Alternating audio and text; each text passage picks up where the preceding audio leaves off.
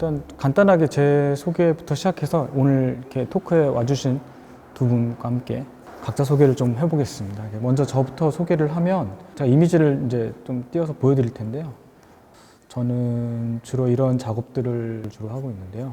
저 같은 경우는 작업을 하기 이전에 아파라투스라는 어떤 장치의 형태로 작업을 먼저 하고 그 장치를 가지고 환경에 놓았을 때 그 환경이 어떻게 주로 이제 소리 환경이거나 아니면 공간에 대한 어떤 여러 가지 환경이 기본적으로 소리 환경에 대한 변화들을 주는 작업들을 주로 하고 있고요. 요 근 한 10년 정도는 계속 그런 작업들을 해왔던 것 같아요. 그래서 이번 작업도 그렇지만 기본적으로 디지털을 통해서 어떻게 세상을 바라볼 것인가, 그리고 디지털을 통해서 내가 감각하고 또 반응하고 그리고 내가 감각하고 수용하는 능력이 어떻게 변화되는 그런 것들에 대한 이야기를 주로 화두를 가지고 작업을 하고 있습니다.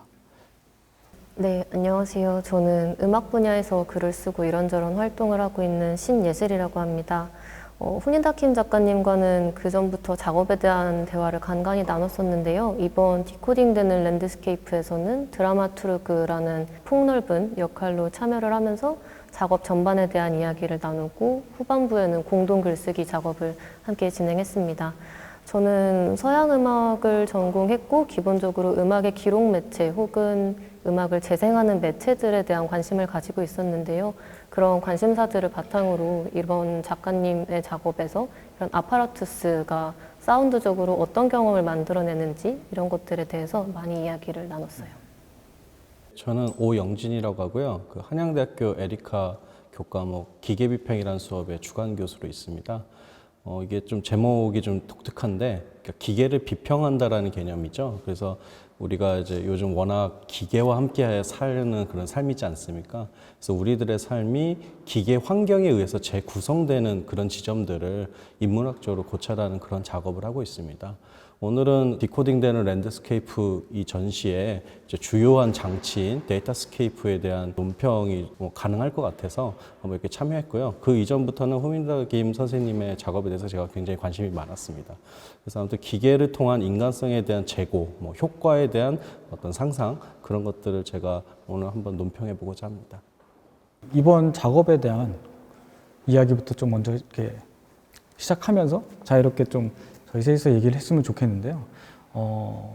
작업에 일단 구조나 도입부를 좀 제가 얘기를 하는 게 작업 전체를 다 얘기하는 거는 사실 큰 의미는 없을 것 같고 직접 와서 보면 되니까 간단하게 키워드들만 좀 얘기를 하자면 장치, 그러니까 아파라투스라는 걸 항상 저는 만드는데 그게 또 다른 말로 제가 약간 언어를 만들어서 얘기를 많이 하다 보니까 좀 어렵게 느낄 수 있는데 환경을 어떻게 인지하는가에 대한 것들에 대한 관심이 좀 많아서 환경 인지 장치라는 형태로 작업들을 하고 있고 그리고 그거를 아까도 얘기했지만 청각과 촉각이라는 거 잘 들어있어요. 제 사운드를 좀 들어보신 분들은 아시겠지만 좀 더 어떤 음악적인 사운드라기보다는 조금 더 촉각적으로 다가오는 사운드를 많이 쓰고 있고 청촉각이라는 게 약간 기계적 감각이라는 말을 제가 많이 쓰는데 딜레이가 가장 적은 인체에게 빠르게 흡수될 수 있는 어떤 그런 매체이기 때문에 제가 최종적으로 디지털로 뭔가를 작업을 하고 코딩을 하고 여러 가지를 하더라도 마지막 단계에서 관객한테 직접 다가오는 방법은 이 기계적 감각인 청각과 촉각을 이용해서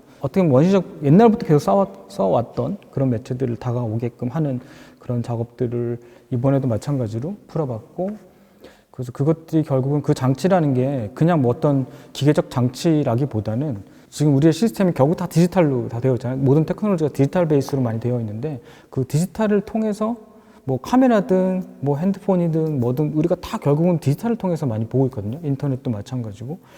그런데도 불구하고 그걸 통해서 바라본다는 어떤 감각이 생각보다 없다라는 생각을 되게 많이 했어요. 이 작업을 시작할 때. 그래서 이 작업 이전에도 물론 그랬지만은 특히 더 이번에는 그런 디지털을 통해서 관측하고 뭔가를 바라보는 거에 대한 이야기를 좀 더 담고 싶었고 거기에서 가장 중요한 포인트로 있는 것들이 결국 저의 어떤 신체 어떤 그런 감각들이 조금 더 초능력이라고 말하긴 못하지만 능력이 더 확장되는 어떤 센서들, 라이다 센서 같은 걸 이번에 썼는데 라이다 센서 같은 경우는 결국은 100m, 300m까지 볼 수 있는 볼 수 있다면 그거를 포인트를 하나 찍는 거긴 하지만 그 거리를 측정할 수 있는 그것들이 하나하나 측정한 것들이 모여서 어떤 한 덩어리로 사람이 봤을 때는 인간이 봤을 때는 그게 어떤 뭐 사람으로 보인다든지 뭐 차로 보인다든지 어떤 그런 것들을 보게 해주는데, 그래서 센서를 통해서 탐구하는 어떤 관점들, 그랬을 때 다른 무엇인가가 있지 않을까라는 것들. 그래서 그런 다른 감각으로 풍경을 읽어낼 수, 즉 우리가 원래 읽는 방식이 아니라 다른 감각으로 풍경을 읽어낼 수 있지 않을까? 뭐 그런 것들. 그리고 결국 그거를 어떻게 내 신체에 임플란트 하는가, 아니 임플란트 이미 되어 있는가라는 이야기들을 좀 담고 싶었던 것 같아요. 그러면서 또 하나는 전시를 하면서 좀 느꼈던 건데, 물론 그런 것도 내재되어 있긴 하지만 기본적으로 수많은 작업들이 약간 바라보는 작업이라는 생각이 되게 많이 들었어요. 그래서 바라보고 그리고 뭘 느끼고 하는 작업들이 그동안 했던 작업이라고 하면, 제가 좀 관심 있는 작업은 그 관객이 작업 안으로 들어가서 어떤 작가의 어떤 시선과 최대한 비슷한 시선으로 그 작가가 실시간으로 무언가를 봤던 거를 똑같이 이렇게 보게끔 해주는 그런 시선을 좀 제공해주면 좋지 않을까라는 생각을 되게 많이 해서, 그런 것들을 좀 이번 작업에서 녹아내리지 않았나라는 생각을 좀 하고 있어요. 제가 이제 이 전시에서 재밌게 본 것은 여기 이제 디코딩되는 랜드스케이프 전이잖아요. 그러니까 이제 가장 중요한 건 사실 여기 뒤에 있는 저 데이터스케이프라는 저 장치 혹은 기계인 것 같고, 그 외에 이제 그것 주변에 있는 이런 활주로라든지 뭐 이런 대기소라든지 아니면 이런 매뉴얼 같은 것도 있거든요. 그러니까 이런 것들은 이제 사실은 좀 이 영상을 보신 분들이 잘 이제 와닿지 않는 부분일 수 있을 것 같아요. 요거는 딱 실체가 있는데 요것들은 다 약간 주변부의 어떤 요소들처럼 보이니까. 근데 제가 보기에는 굉장히 중요한 건 오히려 이 매뉴얼 같다는 생각이 들었습니다. 그 이유는 이게 만약에 하나의 장치이자 기계라면은 매뉴얼은 굉장히 중요한 요소이기 때문입니다. 우리가 보통 이제 매뉴얼들을 많이 보니까 한번 얘기를 드리자면은, 만약에 볼펜에 매뉴얼이 있다. 근데 사실 볼펜에 매뉴얼이 필요 없죠. 왜냐면 그만큼 이제 우리가 익숙하고 알기 때문에. 근데 예를 들어 뭐 손을 몇 각도로 잡으십시오. 그리고 힘을 얼마큼 주십시오. 그리고 뭐 쓰십시오. 뭐 이런 식의 이제 매뉴얼이 있다고 한다면, 그렇게 매뉴얼을 적어 놓은 순간부터는 필기 기구죠. 근데 예를 들어 뭐 볼펜을 직각으로 잡으십시오. 그리고 상대를 향해서 찌르십시오 라는 만약에 매뉴얼이 있다면 무기 매뉴얼이잖아요. 그러니까 이제 이런 매뉴얼은 없지만, 두 번째 매뉴얼은 없지만, 사실 두 번째 매뉴얼을 제가 만드는 순간 이 장치는 완전히 다른 장치가 돼버린다는 거예요. 그러니까 우리가 어떤 기계를 만드는 방법 중에 가장 제가 보기엔 좋은 방법은 매뉴얼을 새로 만드는 방법도 있다는 생각이 들었습니다. 그러니까 막 정교하게 장치를 만드는 방법도 당연히 기계의 또 다른 구성이지만, 이걸 어떻게 사용할 것인가에 대한 매뉴얼을 새로 구성하는 방법이 이제 이 기계를 완전히 다른 장치로 이양하게 만든다는 거죠. 물론 데이터스케이프는 완전히 새로운 기계예요. 완전히 새로운 정체불명의 기계이기 때문에 정체불명의 매뉴얼이 당연히 필요한 거고, 그래서 이 매뉴얼은 제가 보기엔 불클릭도 아니고 리플렛도 아니고 뭐 전시 설명도 아닌 거예요. 아주 진지하게 이 장치에 대한 정말 말 그대로의 직접적인 매뉴얼이라는 생각이 들고, 그래서 이런 작업을 이렇게 진지하게 이렇게 매뉴얼을 만드신 게 매우 좀 독특하다고 생각했어요.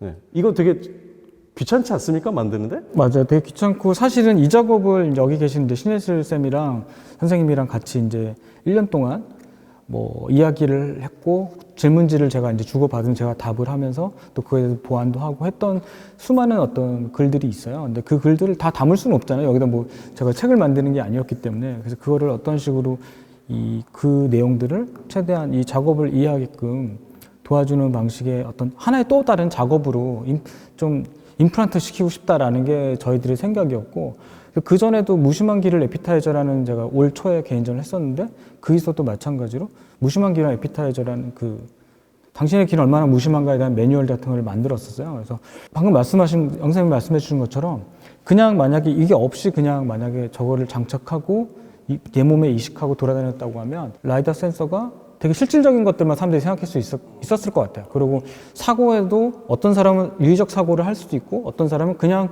이거에 대한 어떤 유의적 즐거움만 얻을 수도 있다는 생각이 들어요. 근데 그게 아니라 처음에 딱 봤을 때 매뉴얼이라는 것도 여기 보이지만 관점의 매뉴얼이라는 이름을 저희가 정했는데, 이 관점의 매뉴얼이라는 걸 보면 인지부호가 최대한 안 걸리게끔 되게 단문으로 되게 짧게 문장을 던지면서 하기 전에 어떤 자기의 관점을 좀 바꿀 수 있게끔 던져주는 매뉴얼인 거죠. 그러니까 기존의 매뉴얼의 형태도 아닌 거죠. 방금 말씀해 주신 것처럼 여태까지 없었던 이상한 형태의 어떤 이 장치에 특화된 매뉴얼을 만든 거고, 마지막 거 같은 경우는 조금 더 에세이 형식으로 글을 이제 둘이 같이 좀 집필을 하게 됐는데, 이거 같은 경우는 장착하고 나고 나서 드는 생각들이 있을 거 아니에요. 질문도 많아지고. 그랬을 때 이것들을 집에 가서 아니면 되게 프라이빗한 공간에서 이 매뉴얼을 또 읽어보면 그려지는 것들이 있지 않을까라는 생각을 그러니까 했죠. 이제 이 작업을 직접 와보지 않은 사람들에게 좀 더 설명하면은 지금 사실 매뉴얼이 2개 있는 거죠.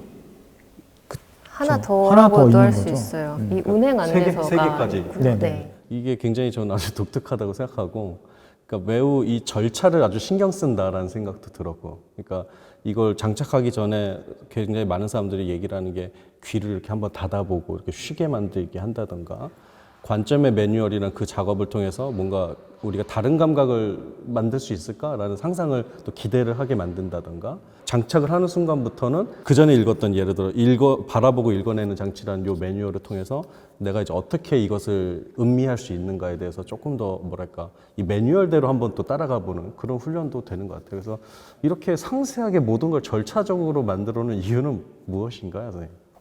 그게 사실 되게 10년 동안 어떤 아파라투스라는 형태, 아파라투스라는 의미가 결국은 그냥 디바이스라는 의미가 아니라 사물과 사물을 연결해주는 통로, 매개체 그런 역할을 하는 거예요. 그래서 디바이스라는 말을 안 쓰고 굳이 아파라투스라는 말을 쓰는 이유가 이제 그것 때문에 쓰는 건데, 그런 거를 하겠다고 하고 제가 계속 만들어내는데 실질적으로 사람들이 봤을 때는 그러니까 작업을 보는 방식이 익숙하지 않은 방식이잖아요. 기존의 작업들하고. 그러다 보니까 되게 장치로서의 어떤 매력 아니면 장치로서의 뭔가를 자꾸 읽으려고 하는데, 근데 아이폰이 처음에 나왔을 때 아이폰에 대한 매뉴얼이 없으면, 물론 그 전에 수많은 인터페이스가 터치 인터페이스가 있으니까 그게 쌓였기 때문에 그 매뉴얼이 그렇게까지 필요 없지만, 나름대로 어떤 새로운 장치가 나왔을 때 매뉴얼이 없으면 쓸 줄 모르잖아요. 불편해하고. 근데 그 매뉴얼을 얼마나 인터페이스 디자인을 잘 했느냐, 그 면에 서페이스를 잘 디자인했느냐, 그리고 매뉴얼을 얼마나 상세하게 잘 전달하느냐, 광고를 얼마나 잘 하느냐에 따라서 그 사용법을 금방 익혀서 사람들이 체화시키고 그런 기간들이 짧아지잖아요.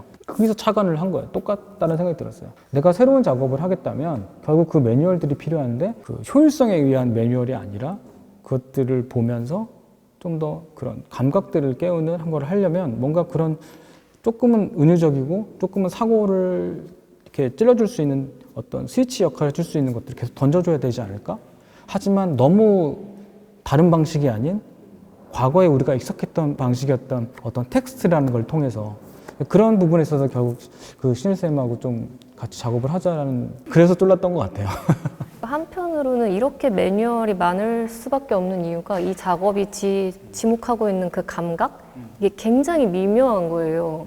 왜냐면 이게 그냥 우리는 늘상 이렇게 소리를 듣고 움직이고 늘상 보기도 하는데, 이것을 다르게 인지해보자고 하는 게 사실 너무 어렵거든요. 그래서 저도 이 작업에서 초반부터 참여를 했지만 저 작업을 직접 경험해보기 전까지 도대체 어떤 감각을 이야기하시는 건지 곧장 이해하기는 조금 어려워서, 그거 말하고자 하는 어떤 관점의 전환 혹은 이제 그런 관점을 다르게 감각해보는 것에 대해서 이거를 진짜 그 예민한 그 선을 이해하기가 되게 어려웠었고, 그래서 저도 그 과정을 복기해 보면서 이렇게 이렇게 섬세하게 되게 정교화된 프로세스가 필요하다고 인지를 해서 이렇게 무려 3종류의 이제 인쇄물을 만들고, 심지어 사실 매뉴얼이 하나 더 있다고도 할 수 있죠. 왜냐하면 저것을 장착하고 돌아다닐 때 이제 가이드 드라이버들이 직접 또 이야기를 해주는 언어화된 매뉴얼이 또 있기 때문에 사실 4중의 매뉴얼이 있다고도 할 수 있을 것 같아요. 그냥 어떤 그냥 도우미 역할의 작품 설명이 아니라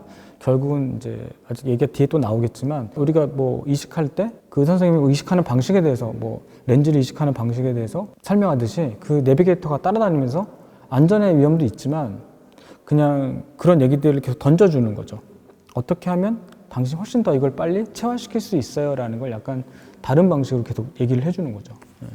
주제를 조금 확장해서 제가 말씀 하나 드리고 싶은 거는, 그게 있잖아요. 그 기계 매뉴얼에 대해서 우리는 보통 이제 설명서라고 생각을 하는 경향이 있잖아요. 근데 그건 이제 우리들의 그냥 작은 기계들에 해당하는 얘기고, 예를 들어 거대한 기계 같은 경우는 그 매뉴얼이 없으면 완전히 깡통이 되는 경우가 많다고 합니다. 그러니까 대표적인 게 항공모함. 항공모함의 매뉴얼이 얼만큼 두꺼운지 아세요?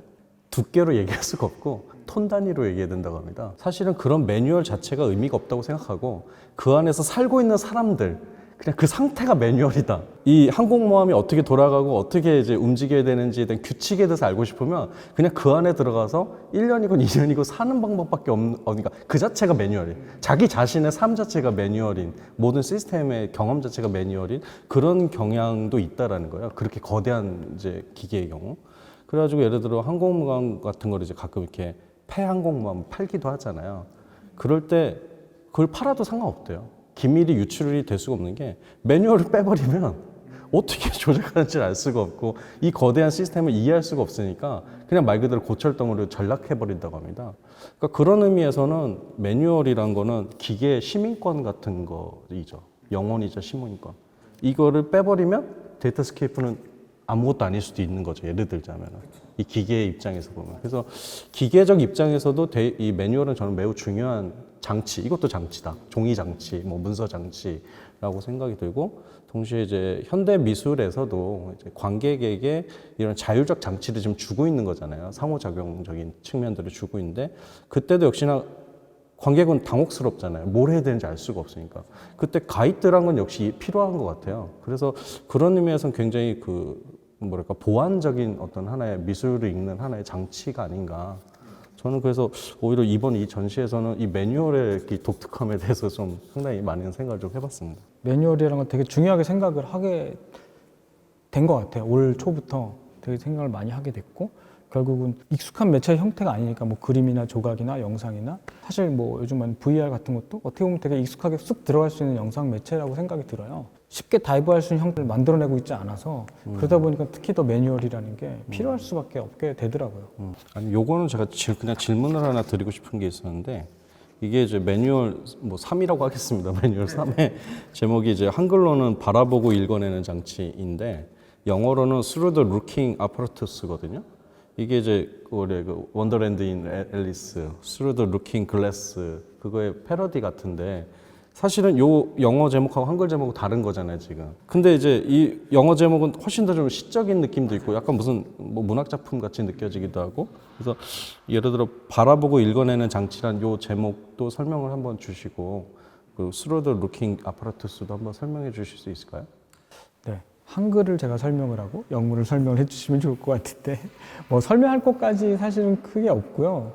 처음에 이제 관점 매뉴얼이라는 걸 보고 그 전에 체크리스트를 통해서 이제 탈 때 어떤 안전수칙이나 이런 것들을 체크하면서 작업이 어떤 이 데이터스케이프가 뭔지가 살짝 짧게 써 있어요. 사람들이 리플렛에 익숙해져 있긴 한데 리플렛 형태는 아니고, 그래서 그것들을 보고 관점 매뉴얼을 보고 다 작업을 본 다음에 그 마지막에 그 제목에서 힌트를 주고 싶었던 거야. 그러니까 결국 내가 아까 이식해서 미술관 내를 내 일상 공간을 돌아다녔던 이 장치가 결국 바라보고 읽어내는 어떤 그런 장치라는 거라는 거죠. 그래서 그거에 대한 장치인데 그 안에 또 장치에 대한 그 장치라는 꼭 물리적인 장치가 아닌 것도 있잖아요. 그래서 이 네 가지 키워드를 그 안에 써 있는데 그 네 가지 키워드가 결국 그 장치 또 이 안에 장치라는 거죠. 그래서 그 네 가지 장치들을 또 읽어보면 아까는 통째적으로 봤지만 각각의 것들로 한번 다시 생각해보고 다시 합쳐보고 약간 그런 것들을 던져보고 싶었던 거에서 그런 제목을 지었던 것 같아요. 사실 영문 제목은 저희가 맨 처음엔 그냥 그대로 직역을 하려고 했어요. 이 3번 매뉴얼의 제목을 뭐라고 할 것이냐, 이거를 뭔가 어떤 일종의 이야기책처럼 구성을 하자는 뭔가 안을 처음부터 저희가 계속 냈었고, 최대한 그냥 뭔가 풀어서 쓰고 이해하기 쉽게 그런 맥락을 계속 중요하게 잡고 가고 있었는데, 그렇다고 해서 직역을 하면은 너무 이제 멋이 없는 제목이 되더라고요. 그래서 조금 더 계속 은유적으로 할 수 있는 방향을 찾다가 저희 프로젝트 매니저로 같이 하고 계신 구예나 선생님께서 딱 이 번역어 이것을 패러디해서 하면 어떻겠냐라고 제안을 주셔서 그냥 하게 되었습니다.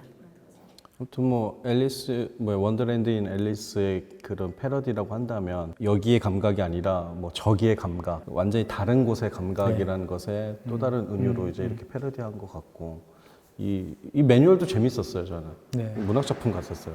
처음에는, 그러니까 라이다 센서에 대해서 설명할 줄 알았는데, 그거는 맨 뒤에 살짝 설명하고, 네, 네. 앞에는 그냥 눈이란 무엇인가, 네, 네. 뭐, 감각이란 무엇인가. 맞아요. 그래서 계속 생각을 하게 만들고, 아, 눈이란 게 그냥 바라보는 것이 아니라, 실제로는 이것도 한 50만 년에 걸쳐서 지금 진화된 어떤 하나의, 우리들의 또 다른 장치인 거죠, 사실상. 그래서, 장치가 뭐 따로 있는 게 아니라 눈도 장치인 거고 뭐 그런 생각까지 제가 좀 하게 되고 그러면서 마지막에 라이다 센서에 대한 얘기가 나오니까 아 라이다 센서 새로운 또 눈일 수도 있고 아니면 눈이라고 표현되지 않는 그 무엇일 수도 있고 그런 뭔가 이 기계적 센서에 대한 뭔가 낯설게 하기가 가능했던 것 같아요. 맞아요. 그게 결국은 이제 센서를 통해서 바라보는 것들에 대한 이야기를 하고 싶었던 거예요. 디지털을 통해서 바라보는 관점 뭐 이런 거 얘기를 하고 싶었던 거죠.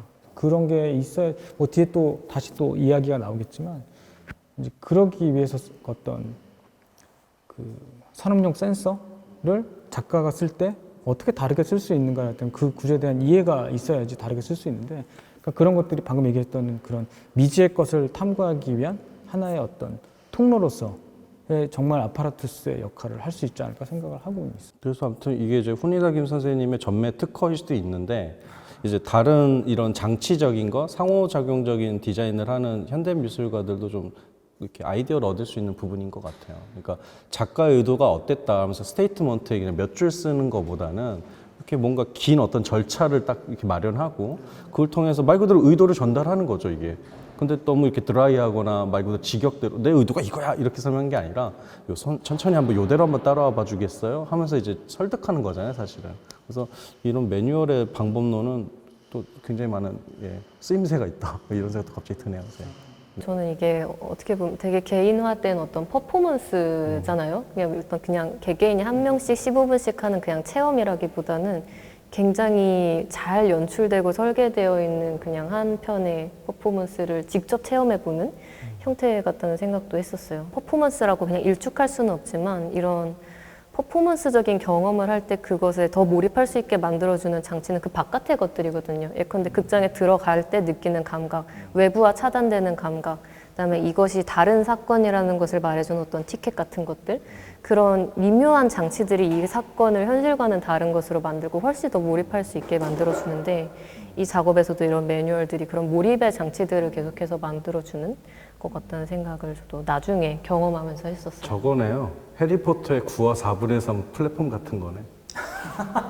그게 되게 중요하거든. 그러니까 해리포터가 여기 숙모집에 살다가 호그와트로 가는 거, 이 양쪽이 다 이제 극단적이지. 이게 현실이고 이건 환상인데 중요한 건 사실 요 문이거든요.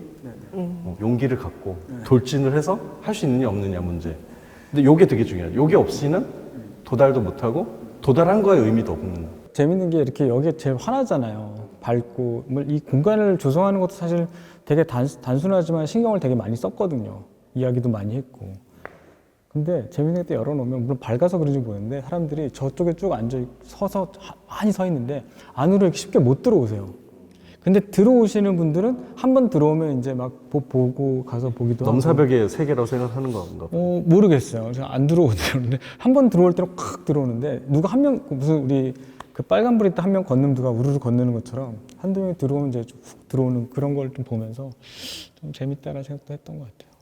사실 그래서 뭐 이런 의자부터 해서 대기실의 어떤 느낌, 어떤 색깔, 그리고 쟤네들이 위치, 밑에 있는 어떤 이런 사인 같은 것들이라든지 있는 슈트 같은 것도 슈트를 입고 이제 장착하고 내비게이터가 안내하고 하는 모습을 사람들이 어떤 순간에 되게 확 다 지켜보고 있더라고요. 마치 퍼포먼스를 보듯이. 그 순간이 정말 퍼포먼스 같다는 생각이 되게 많이 들었었어요. 그리고 이렇게 밝게 세팅해 놓은 것도 이 미술관에서 보통 내가 이제 어디 있든 상관없이 내가 보는 사람으로 이제 돌아다니잖아요. 되게 자율적인 관객이 되어서. 근데 여기 와서는 내가 보여지고 그리고 내가 몸으로 뭔가 경험해야 된다는 감각을 되게 분명하게 주는 거예요. 가시 영역으로 들어온다. 이런 느낌이 있고 사람들이 실제로 직접 장착하고 뭘 하고 있기 때문에 아마도 내가 여기서 이제 보는 것 혹은 그냥 단순히 듣는 것이 아니라 이 감각을 다르게 쓸 것이다 라는 일종의 사인을 이 공간이 계속해서 주고 있다는 인상도 좀 있어요. 그래서 항상 그 전작업 얘기를 잠깐 또 하게 되면 에피타이저라는 말을 제가 많이 쓰는데 그 작업도 계속 진행 중이고 그래서 약간 어떻게 하면 이 에피타이저를 계속 제공할까라는 게 올해 제일 좀 화두였어요.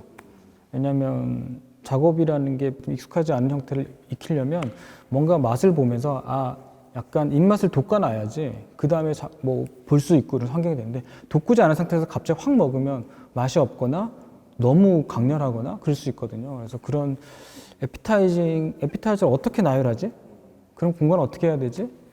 그럼 예술쌤이랑 같이 이걸 어떻게 만들어야 되지? 약간 그런 생각들을 되게 많이 했던 것 같아요. 그거 같아요. 그래서 제가 이제 매뉴얼에 대해서 생각하다가 결론적으로 또 후니다긴 선생님의 특징을 하나 제가 나름대로 생각을 해봤는데 선생님은 그 절차와 의식을 되게 중요시 여기더라고요. 네. 그러니까 사실상 이런 장치도 많이 만들지만 제가 보기엔 항상 그게 뇌리에 항상 남거든요. 또 지난 작업들도 그렇고 가면 뭔가 절차가 항상 있어. 내 마음대로 잘 못해.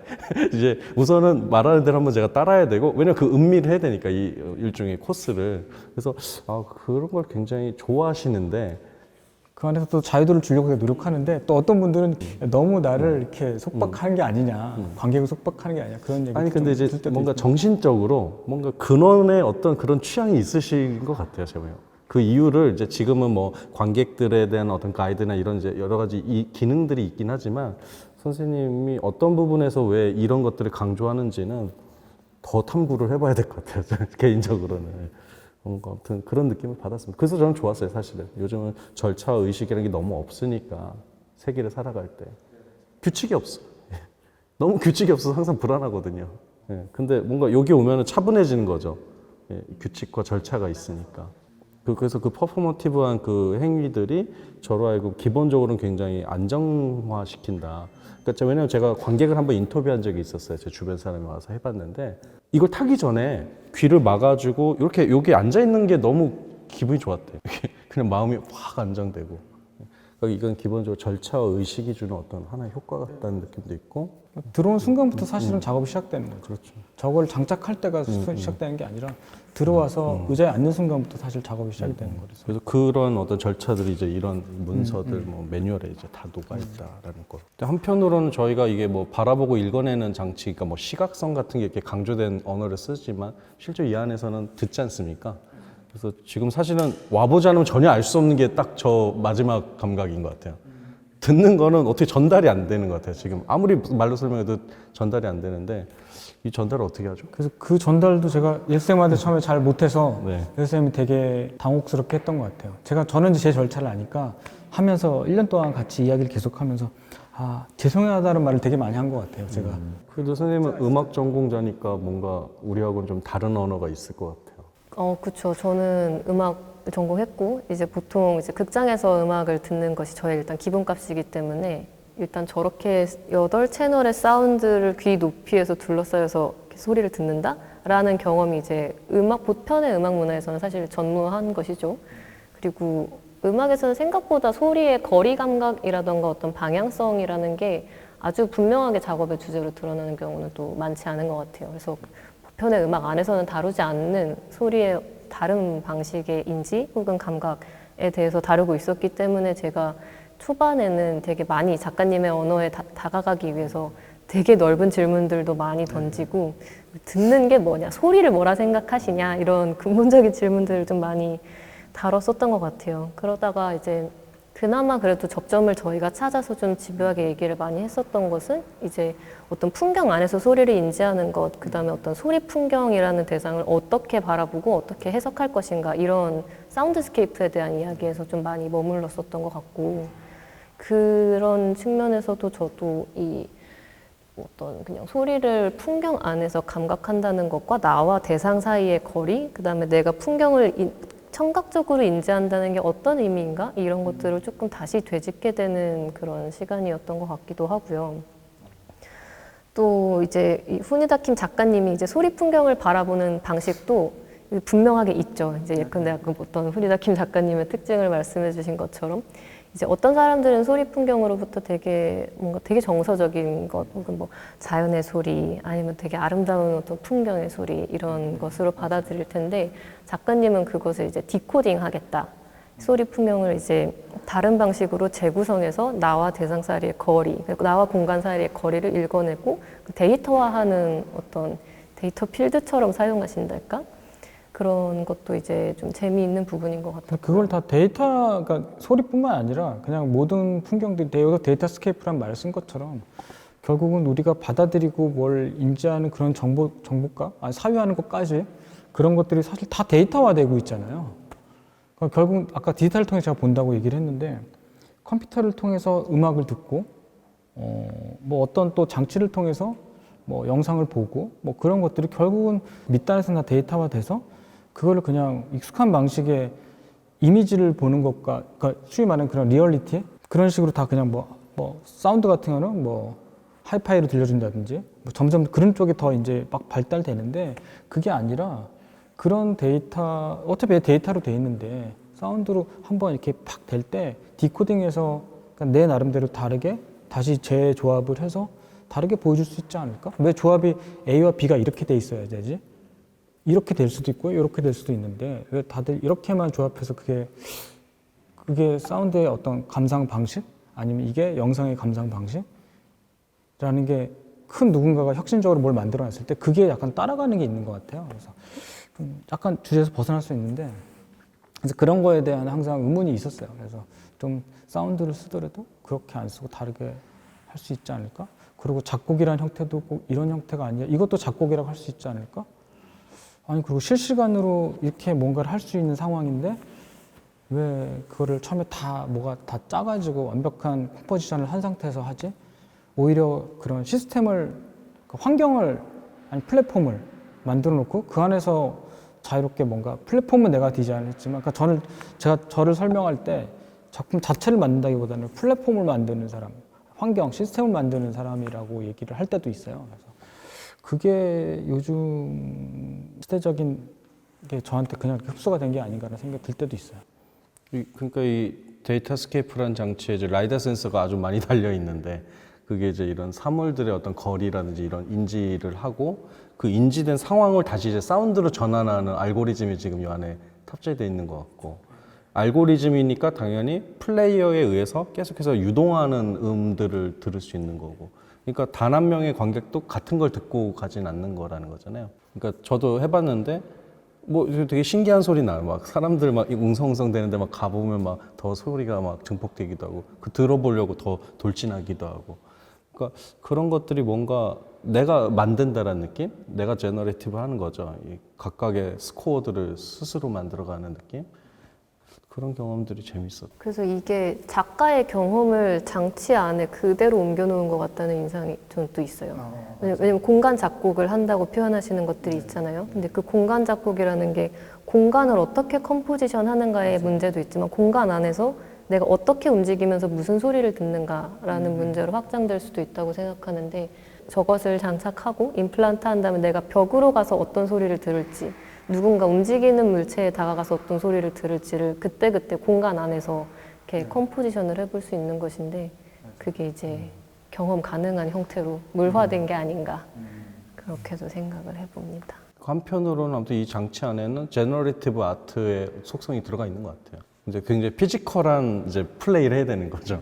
이 손으로 몇 번 이렇게 클릭하는 수준이 아니라 직접 가지 않으면 이제 그 변수를 못 만들어내니까. 그래서 익숙하지 않아서 많이 사람들이 힘들어하는 부분도 있을 거고 어떤 사람은 사실 되게 직관적인데 그 부분이 오히려 더 직관적이지 못하게 느끼게 하는 부분도 없지 않아 있지 않나라는 생각이 들기도 하고 되게 그게 막 왔다 갔다 하는 것 같아요. 누구한테는 그런데 누구한테는 안 그렇고. 그래서 저희가 이제 같은 날 언제 한번 와서 경험을 하고 나서 이제 멀미라는 키워드에 대해서도 얘기를 했었잖아요. 저의 신체는 저 장치가 좀 무거워가지고 계속 이렇게 울렁울렁 되면서 해서 저항감도 좀 크고 실제로 약간 끝나고 나면 이제 어지러운 게 조금 잔상처럼 남아요. 물론 이제 저 감각에 익숙해지긴 한데 몸은 아직 다 받아들이지 못하는. 근데 이게 어떤 새로운 보철물을 했을 때 늘상 생겨나는 어떤 초반의 어떤 어색함이라고 볼 수도 있을 것 같아요. 저는 반대로 오기가 생겨가지고 그러니까 요 장치에 대한 얘기는 아니에요. 뭐 VR 기기 요즘 많이 쓰잖아요. VR 기기 멀미 나거든요. 근데 멀미는 한편으로는 내 육체와 이 기계 사이에 불화를 의미하는 거예요, 지금. 적응이 안 됐다는 뜻이고, 뭐 내가 진화가 안 됐다는 뜻이죠. 나의 소프트웨어가 요 기계에 지금 맞춰질 만큼 이제 업그레이드가 안 됐다는 뜻이라 계속 쓰고 있었어요, 집에서. 뭐 잘 때도 써보고, 걸어도 보고, 원래 걸으라고 있는 장치가 아닌데도 VR 기기가. 그러니까 예를 들어 그런 것처럼 저는 사실 이제 지금 현재 이제 이게 미술관 안에 있다 보니까 15분으로 한정돼 있지만 한 2시간이고 한번 해보고 싶다. 왜냐면 이 멀미를 없애보고 싶은 거예요. 말 그대로 나 자신의 감각을 업그레이드, 완전히 다른 걸로 이양해보고 싶다는 생각이 드는데 그러기 위해서 어찌됐건 시간이 좀 더 필요하지 않을까? 네. 관객 중에서는 이거를 한 30일 정도 매일 음악 하시는 분이었던 것 같은데 매일 조금씩 30일 동안 계속 해보면 정말 내가 이 익숙한 것, 그러니까 이렇게 보이는 원래 내가 시각적으로 빛의 굴절을 봤던 것들을 소리로 다르게 인지할 수 있을까? 한번 매일 써보고 싶다. 매일 장착해보고 싶다는 사람도 있었던 것 같아요. 그러니까 그게 뭐냐면 이 장치에 대한 신기함도 있지만 이 장치를 통해서 얻을 수 있는 나의 새로운 신체 감각을 갖고 가고 싶은 것 같아요. 저도 그런 게 약간 오기가 생겨가지고 그때 막 되게 오래 가고 싶다 이런 생각도 많이 들었고. 그러니까 이게 새로운 게 아니라 아까 말씀하셨지만 게임에서도 보면 게임 캐릭터가 막 움직이니까 배틀그라운드 같은 거 하면 막 움직이니까 사실 저 같은 경우는 게임을 많이 안 하면은 이게 동체 시력이 떨어져서 엄청 어지럽거든요. 근데 그게 왜 어지러워요? 하는 사람들도 훨씬 많잖아요. 사람이 많이 없는 데서 한적한 데서 살다가 도시로 오면 시각적으로도 엄청 어지러워서 멀미가 난다고 우리 흔히 표현하잖아요. 근데 청각도 어떤 항상 리듬에 익숙하고 음악적인 어떤 그 아카데믹한 그 리듬에 익숙해져 있기 때문에 저런 식으로 8채널을 많이 음악 쪽에서 많이 쓰기도 하지만 저런 방식으로 소리를 나열하고 느끼게끔 만들어 버리면 기존에 자기가 어떤 소리 정보를 받아들이는 방식하고 달라서 멀미가 날 수밖에 없다는 생각이 들어요. 관객 중에 그러면 자주 오는 사람도 그렇게 많나요? 몇 분 계시는 것 같아요. 저도 정확히 뭐 제가 체크하는 건 아니어서 모르는데 이제 여기 내비게이터 분 들어보면 연속으로 한 3번 저걸 장착하신 분도 계시고 한 2번 정도 경험하신 분도 계시는 것 같아요. 그래서 이해가 어떤 분은 좋아서 뭐 그거에 대한 감각이 좋아서 오는 분도 있겠지만 어떤 분은 뭐지? 라고 해서 이렇게 오시는 분도 있는 것 같더라고요. 그런 생각들을 좀 하게 되는 것 같아요. 저도 생각을 하게 되는 것 같아요. 왜 그렇게 하게 만들까? 무엇이 이렇게 만들까? 한편으로는 저가 이제 이 작업 이 장치를 착용하면서 제일 기분 좋았던 때가 언제냐면 저 안에 그 벨트를 딱 맬 때 찰칵 소리가 나잖아요. 그 찰칵 소리 너무 매력적이에요. 어렸을 때 우리 특촬물이나 이런 변신물을 보면 징치킹 징치킹 이 소리가 항상 나가잖아. 이게 이 변신의 징후거든. 이게 소리가 안 나면 변신이 안 된 거거든. 이게. 그래서 이 찰칵 소리가 저는 어떤 거보다 이 안에 이제 이걸 착용할 때 가장 쾌감이 컸다. 그러면 되게 감사한데 정말 근데 그 생각을 하고 했어요. 그래서 이걸 비너를 고를 때도 일부러 좀 폼이 크고 탁 했을 때 탁 걸리는 느낌을 좀 해서 내가 이제 그 다음 단계로 넘어간다라는 거를 뭘 말로 설명하는 게 아니라 맞아요. 어떤 그것도 소리로서 청각적 자극이 오잖아요. 맞아요. 그래서 그런 촉각적 자극이죠. 그래서 그런 촉각적 자극들을 좀 넣고 싶다라는 생각을 좀 많이 했던 것 같아요. 그래서 아무튼 그게 어떤 제가 아무튼 이 장치의 전체에 대해서 얘기 안 하고 항상 부분을 자꾸 얘기하는 것 같은데 오히려 그 부분이 저는 항상 꽂혔다. 네, 그런 생각이 많이 들었습니다. 근데 이 작업 전반을 경험하는 데에서 그런 어떤 갑자기 이렇게 탁 등장하는 새로운 감각의 전환이 이루어지는 순간들이 꽤 많은 것 같아요. 여기 들어와서는 일단 눈으로 계속 뭔가를 보게 되잖아요. 어떤 생경한 풍경들이 있고 뭘 하는지 이제 시각 정보로 이제 뭘 해야 되는지를 계속 알려주고 또 이런 책자 같은 것도 주고 그러다가 이제 저 안에 들어가면 사실상 시야는 바깥을 볼 수 있는 건 차단이 되고 이런 찰칵찰칵하고 조끼 입고 그래서 훨씬 더 촉각적인 경험 그리고 청각적인 경험으로 갑자기 이렇게 뭔가 다이브를 하게 되고 그 다음부터는 이제 또 완전 다른 풍경 속에서 이제 시청각적 경험이 이루어지는 거죠. 그래서 그런 감각의 전환들이 계속 차곡차곡 일어난다는 점이 이제 작업으로 더 이렇게 진입하기 쉽게 만들어주는 것 같기도 해요. 그래서 하나 또 얘기를 하니까 떠오르는 거는 신경을 썼던 게 어떤 분들은 이제 그런 얘기를 조언을 주시기도 했어요.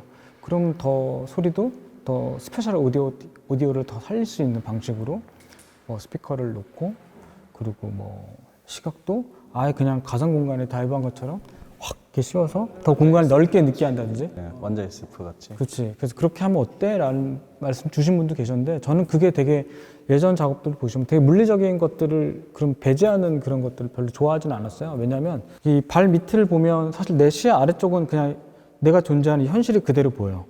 발 밑에는 그대로 보이고 변화된 게 하나도 없는데 내가 항상 뭔가를 얻어야 될 정보의 시야에는 막혀 있어서 약간 불투명해서 아예 안 보이는 건 아니고 밖이 보이긴 보여.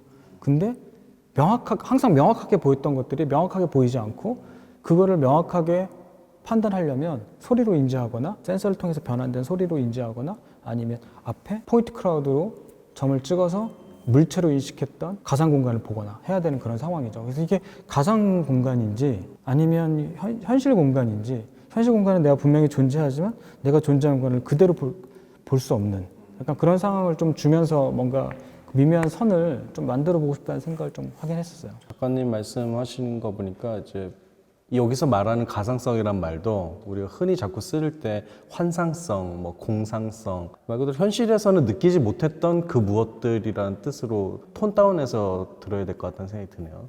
말씀하신 거 보니까. 하지만 분명히 지금 현실에, 지금 현재에 있을 수 있는 것들이고 그런 관점이 분명히 존재하는 거라고 생각이 가상성이란 말도 좋지만 잠재성이란 말도 좋을 것 같아요. 잠재성은 이미 존재하지만 내가 인지하지 못하는 걸 의미하니까. 근데 왜냐면 그게 맞는 게 실제로 이제 수풀에 가두면 곤충도 있고 뭐 새도 있잖아요. 걔네는 우리하고 완전히 감각이 다르단 말이에요. 그럼 걔네 가짜 감각이야?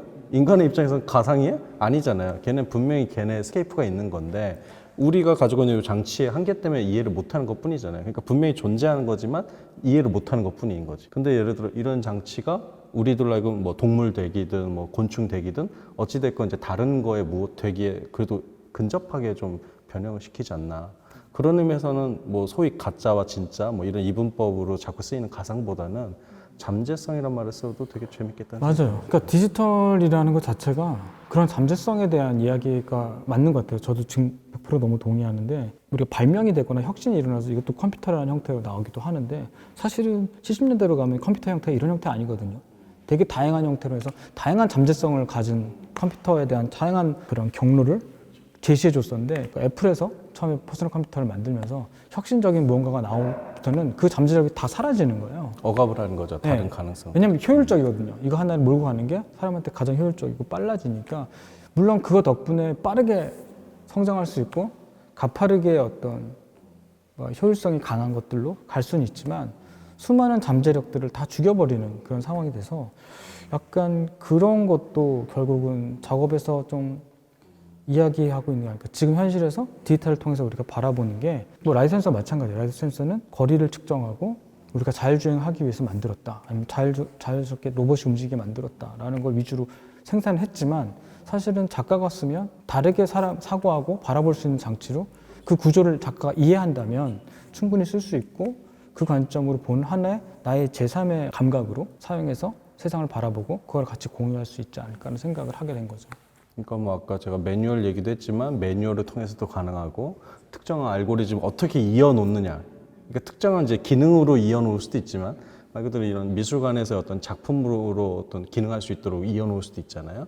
그래서 이제 이것이 우리들이 원래 가졌어야 되는 또 다른 감각들을 드디어 이제 선물처럼 다시 얻게 만드는 그런 장치가 아닌가 싶기도 하고. 그리고 모르시는 분들 위해서 설명드리면 뭐 내가 설명하는 건 좀 웃기지만 괜찮습니다. 설명해 주세요. 저 위에 있는 저 홀겹 같이 그러니까 겹눈 같이 돼 있는 저런 형태들은 마치 곤충의 겹눈을 약간 은유한 듯한 느낌도 있습니다. 네. 그래서 마지막 매뉴얼에 보면 이제 곤충의 눈이라는 걸로 처음 시작하는 게 결국은 이제 관점 매뉴얼이라는 걸 저 앞에 넣기 때문에 그런 관점을 하면 우리 보통 이제 시선이나 눈을 생각을 많이 하잖아요. 그래서 그런 눈으로부터 시작하는 게 좋겠다라고 얘기를 해서 같이 눈을 먼저 시작을 했던 거고 실제로 그래서 저 위에 쌓는 것도 처음에 제가 디자인을 할 때 약간 뭘로 이거를 가리어야 될 텐데 그래도 그게 뭔가 은유적인 표현이 있었으면 좋겠다라는 생각을 해서 그런 파리의 눈이라든지 뭐 벌의 눈이라든지 그런 허니캠 모양으로 생긴 눈들을 참고해 왔어요. 왜냐하면 라이다 센서 자체가 인간의 시야하고 똑같이 200도로 보는 게 아니라 360도를 보고 있는데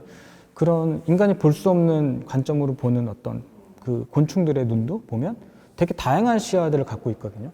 하나로 보는 게 아니라 여러 가지 상들을 막 이렇게 한꺼번에 동시에 본다든지 그래서 그게 신기했어요.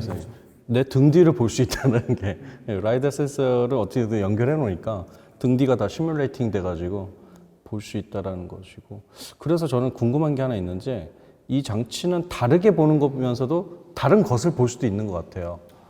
그런 경험이 혹시 있으신지 저는 15분 뭐 20분밖에 못 해봐가지고 모르겠어요.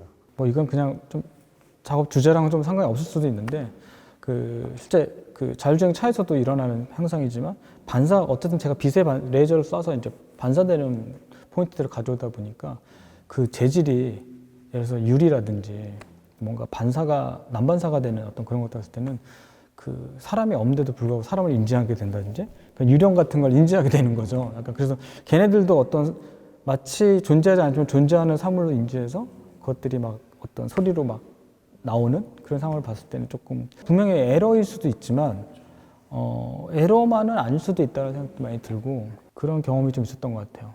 근데 그게 기술의 역사에서는 항상 반복되는 얘기를 하더라고요.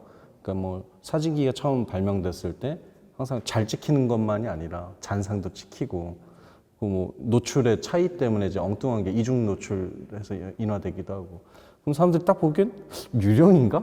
왜 이게 찍혔지? 하면서 이제 미스테리한 현상들이 등장하잖아요. 이건 이제 카메라 혹은 현상술이라는 그 기계적 어떤 장치를 통해서 그전에는 보지 못했던 오류 에러이기도 하고 또 사실은 또 사진기 자체가 뭐 예를 들어 어떤 특정한 움직임들을 우리가 관찰할 수 있게끔 해주잖아요. 인간의 눈으로는 관찰이 안 되는 것들을. 그런 의미에서 이 장치는 무엇을 다르게 보게 하고 또 어떤 걸 다른 걸 보게 하는가 그런 질문이 좀 드네요. 그 사운드적으로도 분명히 그런 사운드 역사에서도 그런 게 많이 있잖아요. 사실 그냥 이런 소리를 내려고 한 게 아니었는데 막 이렇게 섞이다 보면 배움도 아닌데 이상한 것들 만들어낸다든지 기술이라는 거 안에 다 그런 요소들이 좀 숨어 있는 것 같다는 생각이 좀 많이 들어요. 항상 항상 모든 걸 논리적으로 해결할 수는 없잖아요. 그러니까 그 퀘스천이라는 부분들이 항상 있는 것들이 결국 거기서 상상력을 발휘해서 뭔가가 다음 단계로 넘어가는 거 있지 않는가 생각이 살짝 좀 얘기를 들으면서 생각이 나네요. 그리고 라이다 센서에 대한 이야기를 막 해주실 때 저도 흥미로웠던 것 중에 하나가 우리는 이제 우리가 움직일 때 움직이는 대상을 움직이는 것으로 보고 멈춰 있는 것은 멈춰 있는 것으로 인지를 하는데 라이다 센서는 자기가 움직이고 있으면 모든 것이 같이 움직이고 있다고 인지를 한다고 그런 말씀을 해주셨었죠. 그 라이다 센서뿐만 아니라 약간 디지털 자체가 이제 갖는 속성인 거죠. 걔네들이 어떤 센서들이 갖고 있는 속성을 뭔가 그 동작을 인식하는 것들이 보면 방금 말씀해 주신 것처럼 인간은 자기를 주체로 하지만 얘는 자기 주체성이 없기 때문에 약간 그렇게 인지를 당연히 그냥 계산해서 내가 움직이면 얘도 움직이니까 움직이는 걸 인식을 하는 거죠. 그래서 멀미가 아까 난다고 얘기했던 것도 얘가 돌아다니면 그 두 가지가 충돌이 나는 거죠. 기계가 바라보는 관점의 어떤 움직임과 원래 그냥 인간이 바라보는 관점의 움직임이 두 개가 충돌이 나서 그 두 상황이 다 일어나니까 소리가 두 배로 많아지면서 더 힘들어지는 그런 상황이 생기는. 그래서 사실 정지가 작업이 제일 중요한데 정지했을 때 어떤 하나의 사물들이 움직이는 걸 좀 더 명확하게 내 관점과 어떤 기계 관점이 이제 일치가 되는 상황이 되면서 좀 더 편안하게 어떤 상황들을 소리로 인지할 수 있는 형태가 되는 것 같기도 해요. 한편으로는 반대로 이 작업을 경험하면서 저는 움직이는 것은 모두 소리 난다라는 조금 당연할 수도 있지만 그것을 되게 생경하게 느끼게 된 것 같아요. 그러면서 이제 움직임과 소리라는 것의 어떤 뗄 수 없는 관계 같은 것들 같은 걸 좀 근본적으로 좀 돌아보게 되는 것 같고 움직인다는 건 뭐냐, 뭐 듣는다는 것은 뭐냐 그렇게 다시 질문이 커지면은 뭔가 이 관점의 매뉴얼에서 첫 번째로 던졌던 질문들로 다시 되돌아가는 것 같기도 하고 약간 순환고리처럼 작업의 경험이 엮여 있는 것 같기도 합니다. 그냥 크게 뭐 제가 작업할 때 두 개가 항상 크게 있는 것 같아요. 디지털 그러니까 센서를 통해서 바라보는 관점. 그래서 지금 시대에 어떻게 다르게 이걸 읽어낼 수 다른 관점을 제시할 수 있을까라는 것과 근데 그거가 마지막에 소리 청촉각으로 만들었을 때 또 어떻게 이거를 즉각적으로 받아들일 수 있을까라는 생각을 하다 보니까 사운드스케이프적인 생각들 그리고 디지털 어떤 그런 센서의 관점에 대한 디지털에 대한 생각들 그러니까 새로운 감수성에 대한 생각들 이 두 가지가 되게 아날로그한 것과 되게 아날로그하지 않은 디지털스러운 것 두 가지가 자꾸 충돌을 해서 이걸 섞는 것들이 상당히 어렵다는 생각을 되게 많이 하게 돼요. 그 어려움 때문에 그런데 그러니까 관점의 매뉴얼이란 이런 이제 책도 있지만 읽어서는 알 수가 없는 거죠, 사실은. 이건 이제 예비하는 거지. 읽어서 관점이 우리가 바뀌면 뭐 세상에 아무것도 안 해도 되고. 근데 와서 이제 이걸 15분 하는 것만으로도 부족한 느낌이 있고 한 10시간 했으면 좋겠고 10시간 하면 관점이 바뀔 것 같기도 하고 그런 생각이 드는데 그 관점에 대한 그 재미난 얘기가 하나 있어요. 그 이제 에드윈 에보트라는 사람이 쓴 플랜랜드라는 소설이 있는데 그 소설이 내용이 뭐 간단하게 설명하면은 어느 날 선에 살고 있는 애들이 있는 거야. 선, 라인. 걔네는 뭐 이렇게 가깝고 멀고밖에 없는 존재들인 거야 이게. 알갱이들이니까 이렇게. 근데 선하고 좀 다른 세계는 면의 세계인데 면의 세계에서는 당연히 가깝고 멀고만 있는 건 아니고 형태들이 존재하긴 하지만 그 형태에 의해서 때로는 좀 어떤 거는 동그랗게 보이기도 하고 어떤 거는 뭐 세모지만 또 각도에 따라서는 다른 이제 모양으로 보이는 그런 세계인 거죠. 되게 변화무쌍한 세계가 되는 거죠. 길고 짧은 것만 있는 게 아니라. 근데 그거하고 또 다른 관점의 세계는 부피의 세계인 거거든요. 부피의 세계에서는 예를 들어 이런 이제 구체가 있으면 구체가 때로는 조그매졌다가 넓어졌다가도 하는 거잖아요. 이 면의 세계에서 보기에는. 그러니까 각각의 관점에서는 다른 관점 이야기가 너무 어렵다는 얘기예요. 이 우화가. 면의 세계에 살던 친구가 있는데 스승이 나타나서 엉덩이를 이렇게 딱 올려줘가지고 자 봐라 이게 새로운 부피의 세계다. 그러니까 완전 개안한 거죠 얘는. 천지개벽. 오 이런 세계가 있다니. 근데 얘가 이제 그런 청출어람 해가지고 스승한테 물어본단 말이에요. 스승님 이렇게 3차원이 있다면 4차원도 있지 않을까요? 라고 이렇게 질문하니까 스승이 화를 내면서 그런 세계는 없다 하면서 스승조차도 자기의 세계에서는 벗어나지 못하는 이런 얘기거든요. 이 이야기가 되게 재밌는 이제 뭐 우화이면서도 이제 수학에 대한 얘기인데, 그러니까 제 얘기는 이제 어떤 질문을 드리고 싶으면 사실은 관점 벗어나기 너무 어렵다는 얘기예요. 지금 선과 면과 부피, 심지어 부피에서의 그 선각자 스승도 자기 3차원을 못 견디는 거잖아요. 못 올라가는 거잖아요. 그런 지점들을 이 작가님은 어떻게 이제 예를 들어 그 우리가 넘어가게 할 수 있을까? 뭐 이런 어떤 뭐 고민이 있는지. 그게 고민이 있기 때문에 아마 이런 작업을 할 것 같아요. 안 그러면 조금 더 쉬운 방법, 훨씬 이해하기 쉬운 방법에 나의 생각을 전달할 수 있는 방법은 너무나 많다고 생각하거든요. 그리고 원래 더 잘할 수 있는 것도 있고. 근데 그럼에도 불구하고 저조차도 어려웠고 저조차도 힘든 것들을 또 하게 되는 것 같아요. 근데 그런 이유가 방금 말씀은 딱 그 이유인 것 같아요. 저조차도 관점을 깨라고 하면서 저조차도 이런 걸 하지 않으면 제 관점이 생각보다 고착화된다는 거죠. 근데 이런 걸 함으로써 오히려 저도 깨지고 또 그런 걸 제한할 수 있고 자꾸 그걸 주기적으로 깨주는 걸 저도 하고 있는 상황이고 ING 상태고 제가 다 깰 수 있고 너희들 깨봐 뭐 이게 아니라는 거죠. 저도 깨면서 같이 좀 이런 거를 해보면 어떨까. 트리거를 한번 눌러보면 어때? 잠깐 깜빡이더라도 깜빡 한번 갔다 오자라는 거죠. 어차피 인간은 그냥 서 있으면 앉고 싶으면 눕는 것처럼 그냥 고착화되고 싶어 하는 게 우리 속성인데 그거를 뭐 어떻게 바꿀 수는 없고 그래서 그런 걸 잠깐 깜빡 왔다 갔다 해주는 정도. 보니까 작가님이 격발, 뭐 트리거 이런 말을 굉장히 많이 쓰시네요. 격발을 썼는지는 모르겠지만 트리거 많이 쓰죠. 네, 맞아요. 그런 생각들이 좀 있는 것 같아요. 그러다 보니까 이제 그런 관점에서는 어떤 지금 시대의 어떤 디지털만이 가지고 있는 감수성이라는 게 뭐 아름답다 이 감성을 얘기하는 게 아니라 감각하고 수용하는 능력이 분명히 바뀌고 있는데 환경은 인간은 그거만큼 따라가지 못하기 때문에 그거를 뭐 따라가자는 얘기가 아니라 그러기 위해서 우리는 어떤 엑서사이징을 해야 되고 어떤 근육의 운동을 해야 이 근육 운동만 있는 게 아니라 나의 사고의 어떤 근육도 분명히 바뀌어야 되는데 어떻게 바꿀까라고 고민들이 많은 것 같아요. 제 스스로. 그래서 그것들에 대한 걸 하다 보니까 결국 센서를 통해서 센서라고 뭐 지금 그냥 이해하기 쉽게 센서를 쓰는 건데 어쨌든 그것들을 통해서 바라본 관점들이라는 걸로 다시 돌아가게 되는 것 같아요. 센서 얘기하시니까 갑자기 휴대폰에 있는 센서들에 대한 생각을 제가 갑자기 하게 되는데 이 안에 정말 센서 많은 거 아시죠? 뭐 근접 센서, 자이로 센서, 가속도 센서, 뭐 자작이 센서, 뭐 조도 센서, 습도 센서 정말 많아요. 정말 우리가 가지고 있는 이 휴대폰은 센서 덩어리고 거의 뭐 대륙간 탄도미사일에 쓰이는 센서 그대로 여기 다 들어가 있는 걸로 알고 있거든요. 그러니까 그 엄청난 장거리를 정확하게 쏘기 위해서 혹은 도달하기 위해서 쓰이는 모든 센서가 사실상 축약 버전이 우리의 핸드폰에 다 있다는 거죠. 그런 의미에서 사실 이것도 일종의 데이터 스케이프예요, 이미. 맞아요. 예. 우리가 그렇게 사용하지 않을 뿐이지. 그냥 이렇게 전화 받고 뭐 카톡하고로만 써서 그렇지. 다르게 쓰면 아마 이거 되게 데이터 스케이프 뭐 2가 될 수도 있고 3도 될 수 있을 것 같아요. 그래서 트리거란 말을 제가 쓰는 거예요. 얘가 이렇게 해서 이걸로만 볼 수 있다. 이걸로만 익숙한 걸 다르게 볼 수 있다라는 얘기를 하는 게 아니고 가식적이잖아요. 어떻게 보면 되게 크고 덩어리 크고 막 철컥철컥하고 막 그렇게 보여주는 이유가 결국 저걸 통해서 한번 트리거가 되면 실제로 내가 쓰고 있는 핸드폰에도 그리고 실제로 내가 쓰는 무엇도 결국은 내 몸에 임플란트 돼 있는 것과 마찬가지의 것들도 있고 그리고 그것들이 이미 데이터 스케이프의 역할들을 하고 있는 것들이 있는 거죠.